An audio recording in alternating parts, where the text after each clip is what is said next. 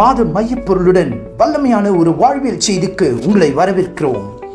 ஆழங்களில் கொண்டு செல்லும் வாக்குதத்தம், அசைக்கும் வேத வசனத்தின் வலிமை, அறியும் ஆவலை தூண்டும் வார்த்தை இதோ உங்களுக்காக. இந்த நாள்ல கூட ஒரு வித்தியாசமான செய்தியை ஆண்டவர் உங்களுக்காக வைத்திருக்கிறார். நான் இதை I was very happy when Spirit of God was urging me.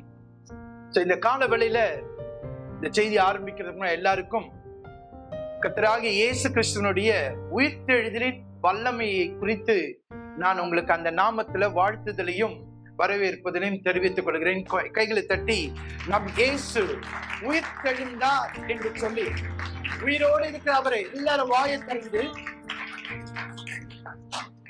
கட்சி கூட்டத்துல கை தட்டுறீங்க எல்லாரும். இந்த கட்சி கூட்டத்துல கை தட்டுறவங்க கை தட்டலாம், அவங்களையே விசில் அடிச்சு பயங்கரமா தலைவர் வாழ்க அப்படின்றாங்க. நீங்க கை தட்டுறது யாருக்காக? எனக்காக இல்ல. நீங்க கை தட்டும் பொழுது உங்களுக்காக ஃபர்ஸ்ட் கை தட்டுறீங்க, உங்களுக்குள்ள இருக்க தேவனை மகிமைப்படுத்துறீங்க. அல்லேலூயா. அதனால கைகளை தட்டும்பொழுது நான் உங்களுக்கு ஒரு பழக்கத்தை சொல்லி கொடுத்திருக்கேன். நீங்க தேவனுடைய நாமத்தை துதித்து மகிமைப்படுத்தி சொல்லி கைகளை தட்டுங்க. இல்லாட்டி கை தட்டுறது அர்த்தம் இல்லாம இருக்கும். ஏன்னா எல்லாரும் அப்படி பண்ணுவோமா? நீங்க இப்பொழுது நம்ம எல்லாரும் ஆண்டவராகிய இயேசு எனக்காக உயிர்த்தெழுந்தார், ஜீவனோடு இருக்கிறவர் என்று விசுவாசிக்கிறவர்கள் எல்லாரும் கைகளை தட்டி எல்லாரும் Hallelujah. Thank you Jesus. Thank you Jesus. Somebody shout Jesus. Somebody say Jesus. Hallelujah. Jesus is alive. Jesus is alive. Thank you. Thank you. Thank you. Thank you. Thank you.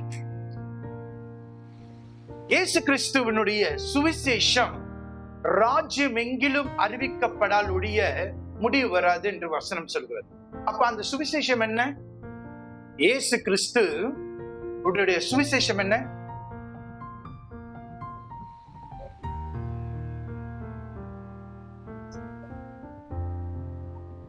இயேசு கிறிஸ்துவினுடைய சுவிசேஷம் என்ன? அவர் இன்னொரு மதத்தை உண்டாக்கினாரா? அவர் சிலுவையில் அறையப்பட்டதே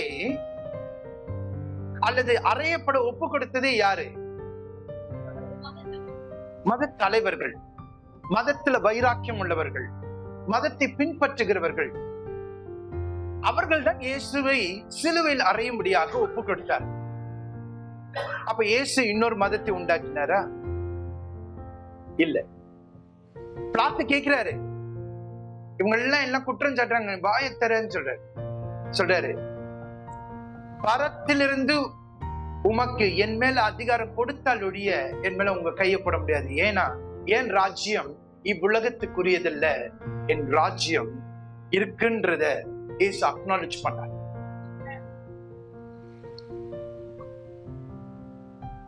அப்ப இந்த இயேசுடைய சுவிசேஷம் என்ன?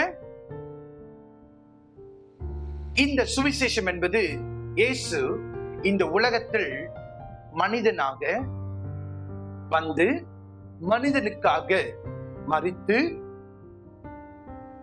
மனிதனுக்காக பாவம், சாபம், வியாதி, தரித்திரம், மரணம் இவைகளுக்காக சிலுவையில பரிகரித்து ஜெயித்து, இவைகளுக்கு பதிலாக ஆண்டவர் என்னத்தை உண்டாக்கினார்? நீதியை, ஆசீர்வாதத்தை, சுகத்தை, ஐஸ்வர்யத்தை, நித்திய ஜீவனை உண்டாக்கி, அது நிமித்தமாக இந்த உலகம், இதை ஏற்றுக்கொள்ள முடியாத இந்த உலகம் அவரை சிலுவையில் அறைத்து 3ஆம் நாளில் உயிர் தெழுந்தார் என்பதுதான் இயேசு கிறிஸ்துவினுடைய சுவிசேஷம்.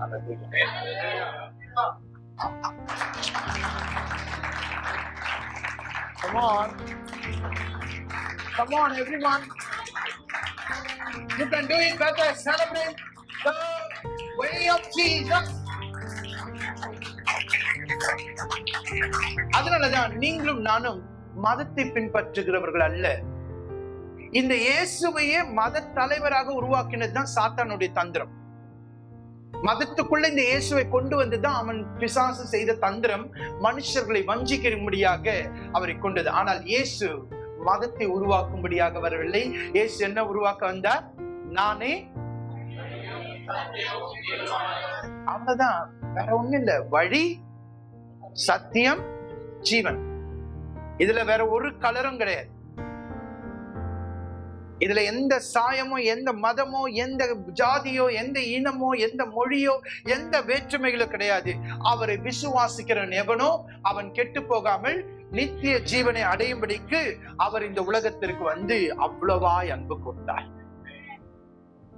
அப்ப அவருடைய சுவிசேஷம் மிக சிம்பிள். மனிதனுக்காக மரித்து மனிதனுக்காக உயிர்த்தெழுந்தார்.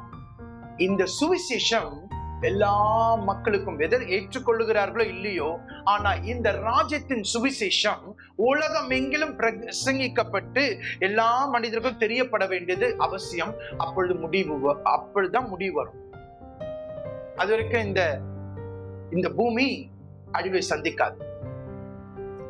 அங்கங்க இப்பொழுது அழிவுகள் கேட்டுக்கொண்டே இருக்கு. அதுல எச்சரிப்பு, மனிதனுக்கு இன்னும் தெரிய வேண்டிய சத்தியம் தெரிய வேண்டும் என்று சொல்லி.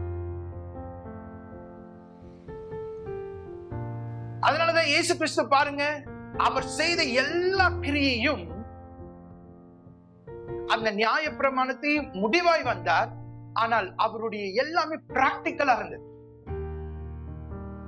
அவருடைய வழிகள் ஆச்சரியமா இருந்தது. மற்றவர்களுக்கு புரியவில்லை.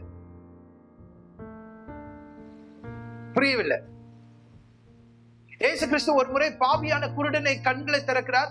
உடனே அந்த தலைவர்கள் என்ன செய்து சொல்றாங்கன்னா, ஓய்வு நாள்ல அவன் உன்னை சுகப்படுத்திருக்கான்னா அவன் பிசாசுல இருந்து வந்தவன், அவன் தேவனுக்குரியது இல்ல அப்படின்னு சொல்றாங்க. உடனே அவன் குருடனை கூப்பிட்டு கேட்கிறாங்க, விசாரிக்கிறாங்க.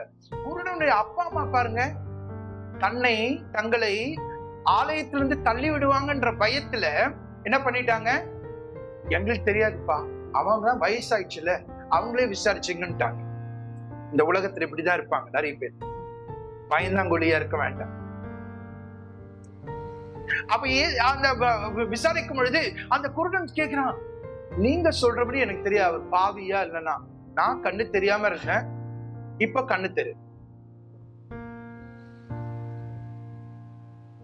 அவர் என்னை சொஸ்தப்படுத்தினார், அவ்வளவுதான் தெரியும். அவர் தேவனிடத்திலிருந்து வந்தால் ஒளி இப்படிப்பட்ட காரியங்களை செய்ய முடியாது. அவர் நிச்சயமாக தேவனிடத்தில் வந்தார்னு சொல்லிட்டு யார் குற்றம் படுத்துறாங்களோ அவங்களுக்கே இவங்க போதனை பண்ணோன்னு அவங்க என்ன சொல்றாங்க, எங்களுக்கே நீ போதனை பண்ற அளவுக்கு. அதுல கூட இன்னொரு வேர்டு சொல்றாங்க. என்ன வேர்டு? முழுவதும் பாவத்தில் பிறந்த நீ எங்களுக்கு அறிவுறுத்தலாமான்னு கேக்குறாங்க. அப்ப பாருங்க, இந்த உலகம் உங்களை ஜட்ஜ்மெண்ட்குள்ளாக வைக்கும், ஒப்பீனியனுக்குள்ளாக வைக்கும். ஆனா இயேசு அவைகள் எல்லாற்றும் உடைத்து உன்னை தன்னுடைய மகனாக, மகளாக, மனிதனாக தேவன் பார்க்கிறது அவருடைய அன்பு, அவருடைய அன்பின் வைராக்கியம். அதனாலதான் அவர் மரித்தார், உயிர்த்தார், இன்றைக்கு சொந்தங்களை சிலுவையில சேர்த்து வைத்திருக்கிறார். அல்லேலூயா, அல்லேலூயா. நல்ல அல்லேலூயா சொல்லுங்க. இப்படிப்பட்ட அல்லேலூயா இல்ல, அல்லேலூயா. ஜீவனுள்ள அல்லேலூயா சொல்லுங்க. இயேசு செய்த சொத்துக்களை எல்லாரும் கைகளை உயர்த்தி சொல்லி நான் இந்த செய்திக்குள்ளாக போகிறேன். சொல்லுங்க பார்க்கலாம். பாவத்துக்கு பதிலாக, அதுதான் முக்கியம். நீங்க சொல்றீங்களோ இல்லையோ, இயேசு சிலுவையில மரித்து இதை உண்டாக்கினாரா இல்லையா?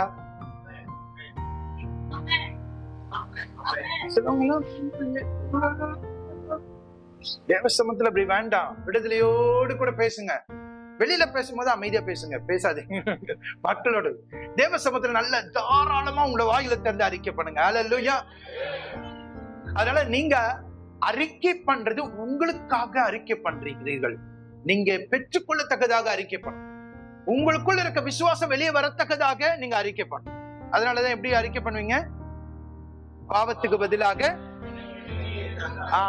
எனக்கு நீதியை இயேசு தந்தார். ரைட்? சோ அதனாலதான் இயேசு சிலுவையில சுமந்ததை நீங்க இந்த கைகளில இப்படி வைத்து காட்டலாம். எல்லாரும் காட்டுங்க. சுவிசேஷம் ரொம்ப சிம்பிள். ரைட்? சொல்லுங்க. ஃபர்ஸ்ட், பாவத்துக்கு பதிலாக நீதியை தந்தார், சாபத்துக்கு பதிலாக ஆசீர்வாதத்தை தந்தார், வியாதிக்கு பதிலாக சுகத்தை தந்தார், ஐஸ்வர்யத்தை தந்தார், நித்திய ஜீவனை எனக்கு தந்தார். அல்லேலூயா. அத சொல்லுங்க. யாருக்கு தந்தார்? எனக்கு தந்தார். கொண்டாடுங்க எல்லாரும். Amen. Jesus. The Lord has given us. எனக்கு தந்தார் என்று சொல்லி உரிமைப்பார். இந்த சுவிசேஷத்தை நீங்க எல்லாருக்கும் தெரிவிக்க வேண்டிய கடமையில நீங்களும் நானும் இருக்கும். அதனால அது ஞானத்தோடு, அன்போடு, யதார்த்தத்தோடும் சொல்லக்கூடிய கிருபையை நம்ம எல்லாரும் பெற்றுக்கொள்ள வேண்டும். அந்த ஞானமும் கிருபையும் அன்பும் எனக்குள்ள இருக்கிறது என்று சொல்லுகிறவர்கள் எல்லாரும் கையில தட்டி கொண்டாடுங்க பார்க்கலாம். இந்த சுவிசேஷத்தை Come on everyone. Go ahead. Amen.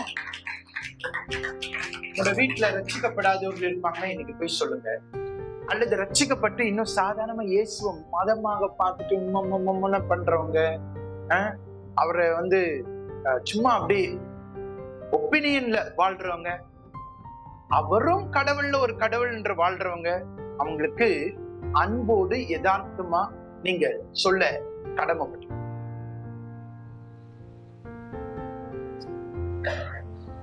இந்த இயேசு கிறிஸ்துவனுடைய பேட்டர்ன்ல நம்ம பார்க்கும் பொழுது எனக்கு ரொம்ப அழகான 3 நபர்கள் எனக்கு இந்த மனதுல, அவர்கள் இந்த காலவேளை பிரசங்கத்துக்கு வந்தார்கள். அவர்களை குறித்து தான் நான் உங்களோடு கூட பேச போகிறேன். ஏனென்றால் இயேசு மதத்தை உருவாக்கவில்லை, மதத்தை எதிர்த்தார், மதம் அவருக்கு பிடிக்காது என்பதை நீங்களும் நானும் ஆணித்தரமாக விசுவாசித்து உலகத்துக்கு காட்ட வந்திருக்கிறோம் என்பதை அறிந்திருக்க வேண்டும். அதனாலதான் அவர் சூஸ் பண்ண பிள்ளைகள், அவருக்கு வேலை செய்தவர்கள், அவருக்கு பணிவிடை செய்தவர்களை ரொம்ப கேர்ஃபுல்லா கூட பண்ணிருக்கிறத நம்ம பார்க்கணும். நிறைய பேர் அவரோடு கூட வந்தாங்க, நிறைய பேர் அவர் வந்தாங்க.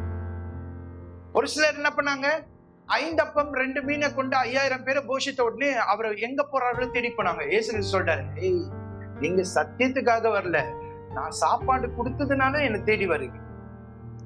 கரெக்டா? இன்னொரு இடத்துல இயேசு கிறிஸ்துவை அவர்கள் பிடித்து ராஜாவாக மாத்தணும் அப்படின்னு நினைச்சாங்க. தங்களுடைய மேசியா ராஜாவாக வருவார் என்று நினைத்ததுனால ராஜாவாக உயர்த்தணும்னு நினைச்சாங்க. இப்படி பல விதங்களில பின்பற்றினாலும் 3 ஸ்டேஜ்ல வந்த அந்த மக்கள் யார், அல்லது இவங்களோட ராஜ்யத்துல எப்படிப்பட்டவர்கள் இருக்க வேண்டும் என்பதை நீங்கள் அறிந்து உங்களை நீங்கள் இந்த நாட்கள் ஆயத்தப்படுத்துகிறதுக்கான செய்தி தான் இந்த செய்தி. முதலாவது, இயேசுவின் பிறப்புல, அவருடைய பிறப்பு ஆச்சரியமானது அல்லது ஒன்றும் அதுல சந்தேகம் இல்லை. எத்தனையோ பேர் ஆவலோடு பார்த்தாங்க. சாஸ்திரிகள் வெளியிலிருந்து எங்கேயோ வந்தாங்க. நட்சத்திரத்தை பார்த்து வந்தவர்கள் அந்த சாஸ்திரிகள். ராஜாக்கள் நடுங்கினார்கள், எல்லாமே பண்ணினாலும் ஒருவர் இந்த இயேசுவினுடைய பிறப்பை கண்டு அவர் பிரமிக்கிறதுக்காகவே அவர் உயிரோடு இருந்ததாக எழுதப்பட்டது. யார் அது?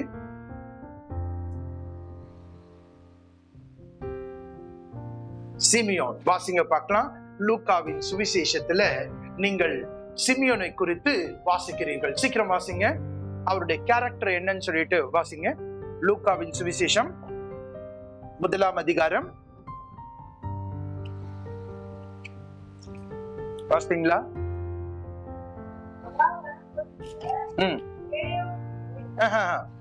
லூக்கா 2ஆம் அதிகாரம் 23ஆம் வசனத்தை வாசிங்க.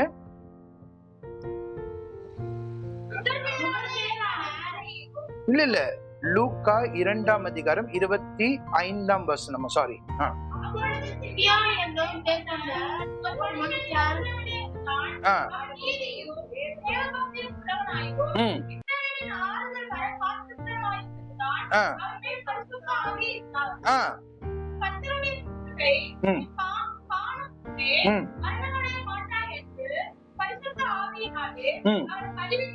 அவனுக்கு அறிவிக்கப்பட்டிருந்தது. இந்த சிமியோன் யாரு?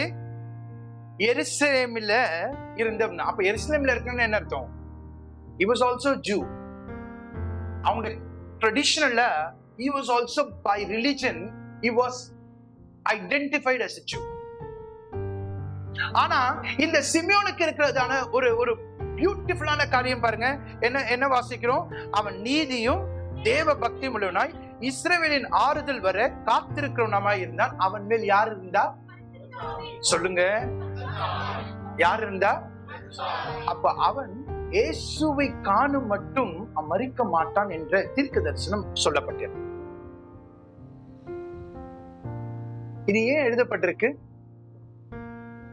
இயேசுவை முதலாவது இந்த உலகத்தில் காணக்கூடிய ஆசையும் அல்லது அந்த தவிப்பும் இருந்தவர்களுடைய மென்டாலிட்டியை நீங்க பெற்றுக்கொள்ளுவாங்க. இன்னைக்கு நிறைய தேவனுடைய பிள்ளைகள் கூட நீங்க இயேசுவை ஏற்றுக்கொண்ட பிறகு ரிலிஜியஸ் மைண்ட் செட்டுக்குள்ள போயிட்டீங்கன்னா உங்களுக்கும் அவருக்கும் சம்பந்தமே இருக்காது. ஞாயிறான வெள்ளை சட்டை போட்டுக்கிட்டு வந்துடணும்ன்ற எண்ணத்துல இருந்தீங்கன்னா you are also becoming a religious person. அவரை சார்ந்த அன்பு கடைசி வரைக்கும் என் மரண நாள் மட்டும் அல்லது அவருடைய வருகை மட்டும் எனக்குள் ஊறிக்கொண்டே இருந்து பெருகிக் கொண்டே இருக்கிறது தான் அந்த அன்பின் வாழ்க்கையில நாம் செய்கிறதான காரியம். அல்லது இன்னொரு விதத்துல சொல்ல போனா ராஜ்யத்தின் லைஃப் ஸ்டைல்ல இருக்கிறவர்களுடைய மென்டாலிட்டி. அல்லேலூயா. இது யார் வாழ்ந்தது? சிமியோன். இவருக்கு வயது பாத்தீங்கன்னா பெரிய வயது. ஏன்னா இதே வயதுல ஒரு பாட்டியை பத்தி எழுதுறாங்க, அன்னாள் சொல்லிட்டு. அன்னாலும் என்ன பண்றாங்க? இரவும் பகலும் 84 வயசு ஆகுது. இரவும் பகலும் தேவாலயத்தை விட்டு நீங்காமல் ஜெபித்துக் கொண்டிருந்தார்கள். அப்ப இவங்க 2 பேரும் எதற்காக எழுதப்பட்டிருந்தது? இவர்கள் ராஜ்யம் வர காத்திருந்தார்கள், அல்லது ராஜ்யத்துக்காக இவங்களுடைய ஆவல் ஏங்கிட்டே இருந்தது. இவர்கள் ராஜ்யத்தின் புத்திரர்களாய் அல்லது ராஜ்யத்தினுடைய மென்டாலிட்டி உடையவர்களாய் அவர்கள் காணப்பட்டார்கள். நீங்கள் ராஜ்யத்தின் புத்திரராய் இருக்க வேண்டும் என்றால் ராஜ்யத்தினுடைய மைண்ட் செட் உங்களுக்குள்ள இருக்க வேண்டும். அல்லேலூயா. ராஜ்யத்தினுடைய மனநிலையை பெற்றுக்கொள்ள வேண்டும். சிமியோனுக்கு அவருடைய மார்க்கத்தின்படி எத்தனையோ பிரமாணங்கள், எத்தனையோ நியமங்கள், இது தொட்டாது, இது தொட்டாது, இது உட்காரக்கூடாது, அங்க உட்காரக்கூடாது, இப்படி எல்லாம் பழக்கப்பட்ட சிமியோன், ஆனால் அவருடைய உள்ளம் என்னது? இஸ்ரவேலின் ஆறுதல் வர காத்திருந்தான். அவன் மேல் யார் இருந்தா? பரிசுத்தாவி அப்ப கொடுக்கவே இல்லை. ஆனா சிமியோன் மேல யார் இருந்தா? அப்ப எந்த அளவுக்கு ராஜ்யத்தை குறித்து இருந்திருப்பார். ராஜ்யத்தை வேதாகமத்தில் எழுதப்படுதுன்னா அதுல பெரிய ரகசியம் இருக்கு. இன்னைக்கு உலகத்துல கூட இயேசுவை அறியாத ஒரு கூட்டம் கோடிக்கணக்கில் இருக்காங்க. இயேசுவை அறிந்தும் ரிலிஜியஸா இருக்கிற கூட்டத்துல இன்னும் நிறைய பேர் இருக்காங்க. இவர்கள் மத்தியில ராஜ்யத்துக்கென்று ஆவலோடு காத்திருக்கிறவர்கள், ராஜ்யத்துக்கென்று இயங்குகிற ஒரு கூட்டத்தை ஆண்டவர் தேடிக்கொண்டே இருக்கிறார். அவருடைய பிறப்புல இருந்து அந்த அடையாளத்தை நீங்க கண்டுகொண்டே இருக்கலாம். பக்கத்துல பார்த்து சொல்லுங்க, நீங்க ராஜ்யத்துக்குரியவர்களான்னு கேளுங்க பார்க்கலாம். எந்த ராஜ்யத்துக்கு? அது கேன்சர் வரப்போறோம். சரி, முதலாவது பிறப்புல இந்த ராஜ்யத்தின் மென்டாலிட்டிய ஆட்டிடியூட் உள்ள ஒரு பர்சனை பார்க்கணும். இரண்டாவது, இயேசுவின் மரணத்துல இந்த ராஜ்யத்தின் ஆட்டிடியூட் பெற்ற அல்லது இந்த ராஜ்யத்தின் மனநிலையை பெற்ற ஒருவனை பார்க்க போறோம். யார் அது?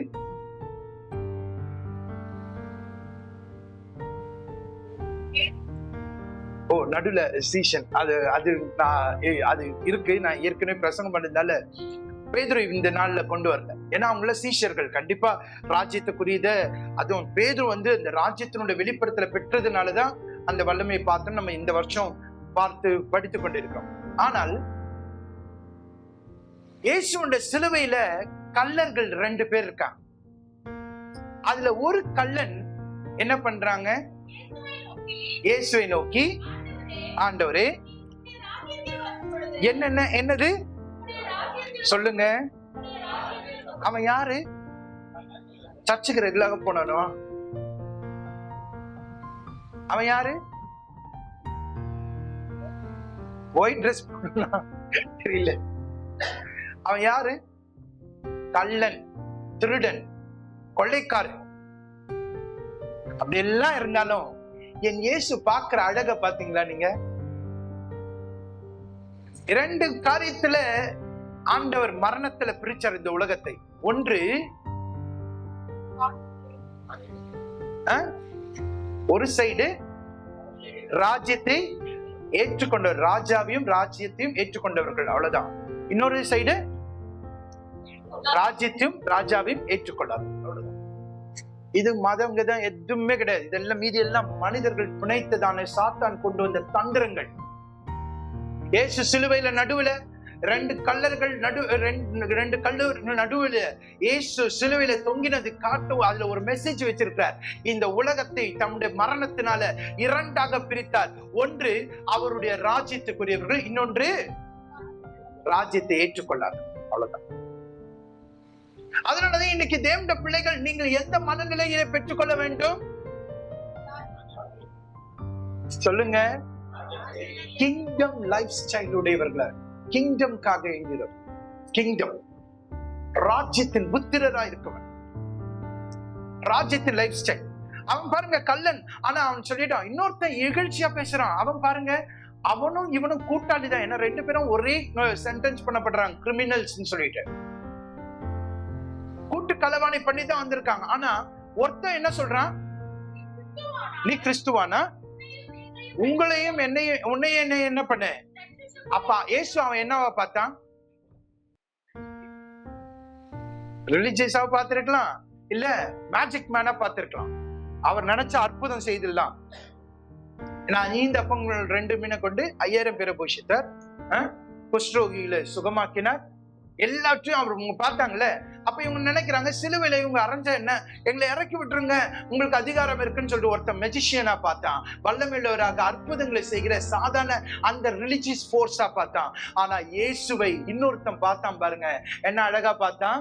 அவன் சொன்னா, நீங்க உங்களோட ராஜ்யத்தில் வரும் பொழுது அடியனை தாழ்த்துறான். அந்த இடத்துல அடியனை அவன் ராஜ்யம் சொல்லும் பொழுது அவன் இயேசுவை என்னவா பார்த்திருக்கான்னு அர்த்தம்.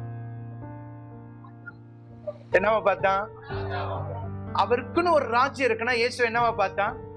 அதுதாங்க, அதுதான். அவன் கடவுளும் கூட பார்க்கல. அவன் சொல்லிட்டான், ராஜ்யத்துக்கு வரும் பொழுது பரலோகம் கூட அவனுக்கு தெரியல. அவனுக்கு தெரிஞ்சது ராஜ்யம். உம்முடைய ராஜ்யத்துல வரும் பொழுது நீர் என்னை நினைத்த.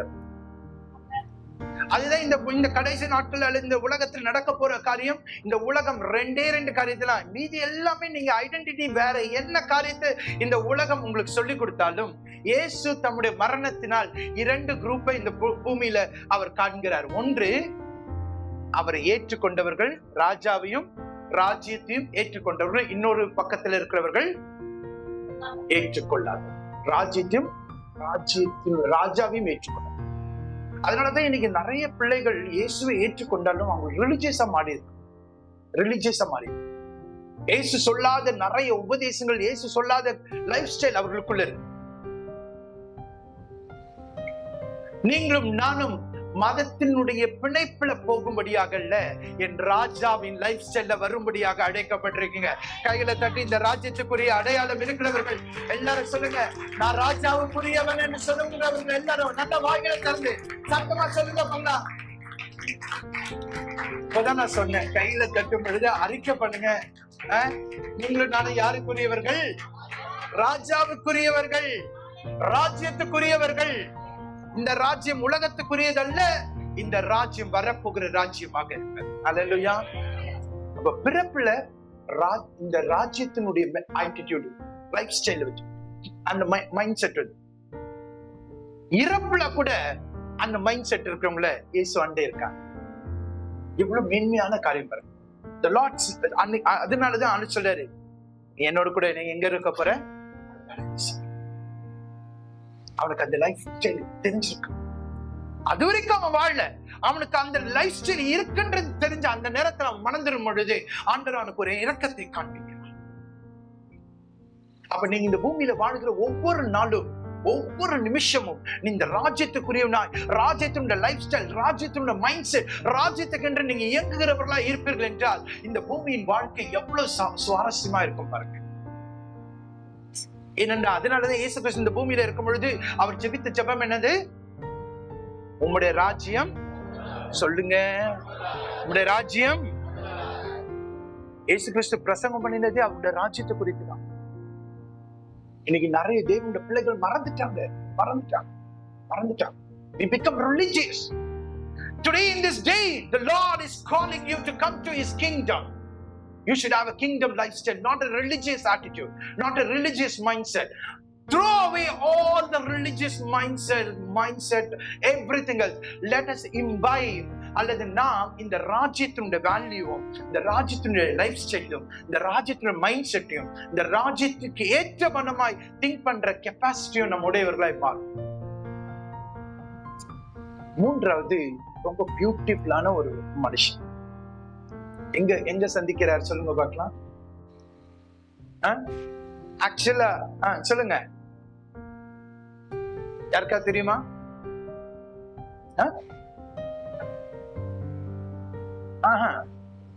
நான் சொன்ன காரியங்கள்ல இப்ப எந்த எக்ஸாம்பிள் சொல்லலாம்? பிறப்புல ஐடென்டிஃபை பண்ணி காட்டு, இறப்புல காயாடு, இறந்த பிறகும் கூட, இறந்த பிறகு வாசிங்க பார்க்கலாம் லூக்காவின் புஸ்தகம்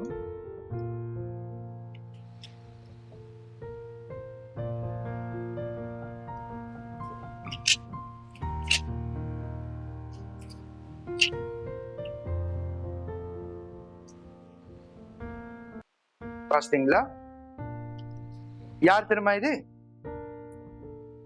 இந்த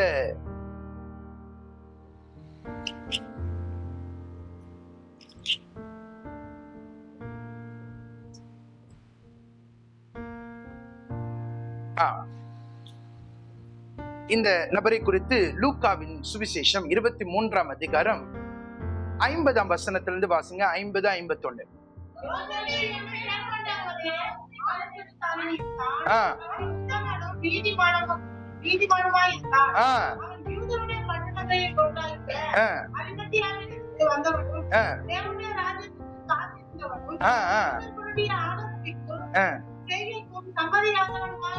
எப்படி இவனுடைய கேரக்டர் பாருங்க. யாரு? இயேசுவினுடைய சரீரத்தை அடக்கம் பண்ணப்பட்ட வந்தவருடைய மென்டாலிட்டி, ஆட்டிடியூட் பாருங்க. இந்த யோசேப்பு எப்படி இருந்தாரா? ஒரு ஆலோசனைக்காரன், கவுன்சிலர், நல்ல பேசக்கூடியவர். அவன் எப்படி உத்தமனும் நீதிமானுமா இருந்தான். ஆனா அவன் எப்படி வேற எங்க? அரிமத்தியா ஊரு. அப்புறம் அங்கதான் மிக முக்கியமானது என்னதுக்கு? தேவனுடைய ராஜ்யத்துக்காக. சொல்லுங்க. சொல்லிட்டு அடுத்த வசனத்துல அவன் ஐடென்டிட்டி இன்னும் காட்டுறாங்க பாருங்க. என்னது? யூதர்கள் அப்படின்னா என்னது? மதத்தினுடைய காரியத்துல இவன் என்ன பண்ணல? ஆலோசனைக்கும் செய்கைக்கும் he was never. ஏன்? இவன் தேவனுடைய ராஜ்யத்துக்காக காத்திருந்தான். அப்ப இவனுடைய லைஃப் ஸ்டைல் எதை குறித்து இருந்தது? ராஜ்யத்துக்குரியதா இருந்தது. இவனுடைய ஆட்டிடியூட் எதை பேஸ் பண்ணி இருந்தது? கிங்டம் பேஸ் பண்ணது. இவன் லைஃப் ஸ்டைல் எதை பேஸ் பண்ணி இருந்தது? கிங்டம் பேஸ் பண்ணி.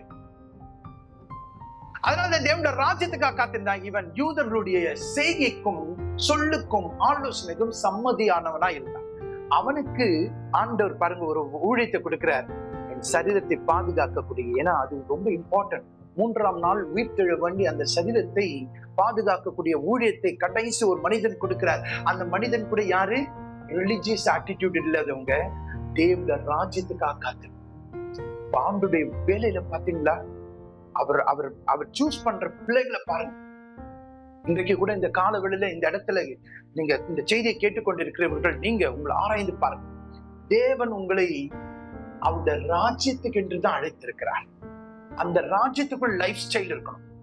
உங்களை நீங்களே ஏமாற்றிக் கொள்ளாதீர்கள். நான் ரட்சிக்கப்பட்டேன், நான் ஞானஸ்தானம் எடுத்தேன், நான் இதுல இருந்தேன், நான் மாறிட்டேன் அப்படின்னா அது இல்லை. அவருடைய ராஜ்யத்துக்காக வர காத்திருக்கிறவனா இருக்க வேண்டும். அல்லேலூயா. ராஜ்யத்தினுடைய லைஃப் ஸ்டைல் உடையவனா இருக்கணும். ராஜ்யத்தினுடைய மைண்ட் செட் இருக்கணும். ராஜ்யத்தினுடைய ஆட்டிடியூட் இருக்கணும். இந்த ராஜ்யத்தினுடைய அப்படியே அதே குவாலிட்டியை நாம் வெளிப்படுத்துகிறவர்களா இருக்க வேண்டும். அல்லேலூயா, அல்லேலூயா, அல்லேலூயா. அவர்களை தான் என் தேவன் தேடிக் கொண்டிருக்கிறார். இந்த நாட்களில் அப்படிப்பட்டவர்களுடைய காலம் வந்து கொண்டிருக்கிறது. அல்லேலூயா. நீங்களும் நானும் அப்படிப்பட்ட உடையவர்களா இருக்க வேண்டும். அல்லேலூயா. இயேசு கிறிஸ்து இந்த ராஜ்யத்துக்குரியது அல்ல, அவருடைய ராஜ்யத்துக்குரியவர்களாய் நம்மை அழைத்து வேறு பிரித்து நம்மை உருவாக்கி கொண்டிருக்கிறார். விசுவாசிக்கிறவர்கள் எல்லாரும் கரங்களை தட்டி எல்லாரும் ஆமென். ஹalleluya, hallelujah, amen. Name of Jesus. Come on everyone, come on everyone. அதனாலதான் மூணு எக்ஸாம்பிள்கள். உயிர்த்தெழுந்த பிறகு இயேசு காட்சியளித்த எல்லாருமே ராஜ்யத்துக்காக விதைக்கப்பட்டார். ராஜ்யத்துக்கென்று அவர்களுக்கென்று எதுவுமே இந்த பூமியில இல்லை. ஆனால் அவர்கள் ராஜ்யத்துக்கென்று எழுப்பினார்கள். பராக்கிரமசாலிகளா இருந்தார்கள், வல்லமையுள்ளவர்களாக இருந்தார்கள். அல்லது இன்னொன்னு சொல்ல போனா, இயேசு சிலுவையில சம்பாதித்த 5 சொத்துக்களுக்கு அவர்கள் ஆதாரமா இருந்தார்கள். அல்லேலூயா. நீதி உள்ளவர்களா இருந்தார்கள், ஆசீர்வாதம் உள்ளவர்களா இருந்தார்கள், சுகம் உள்ளவர்களா இருந்தார்கள், ஐஸ்வர்யம் உள்ளவர்களா இருந்தார்கள், நித்திய ஜீவனை பிராக்டிஸ் பண்றவர்களா இருந்தார்கள். இதுதான் ராஜ்யத்தின் லைஃப் ஸ்டைல். இந்த காலவெளியில கூட ஆண்டவர் கேட்கிறார், நீ யாருக்குரியவன்? உன் இருதயம் எதை பற்றி இருக்கிறது? உன் லைஃப் ஸ்டைல் எதை பற்றி இருக்கிறது? நீங்க இந்த நாட்களில, ஆண்டவரே என்னை உங்களுடைய ராஜ்யத்துக்குரியவனாய் மாற்றும், உங்களுடைய ராஜ்யத்துக்காக என்னை பயன்படுத்துங்க, உங்களுடைய ராஜ்யத்துக்கு நான் எதையாவது செய்ய வேண்டும் என்று நீங்கள் துடிப்பா இருப்பீர்கள் என்றால் கர்த்தர் நிச்சயமாக உங்களை பயன்படுத்துவார். இந்த 3 பேரும் பாருங்க, வெவ்வேறான நிலவரத்துல. சிமியோன் நல்ல பக்தி உள்ளவன், அவனையும் ஆனா ரிலிஜியஸ்குள்ள போல ஆண்டவர் தெரிந்திருந்தார். கள்ளன் வாழ்நாள் முழுதும் வேஸ்ட் பண்றான், கடைசி ஒரு சான்ஸ் கிடைக்கும் பொழுது அட்லீஸ்ட் அவனை பயன்படுத்திக்கிட்டான்.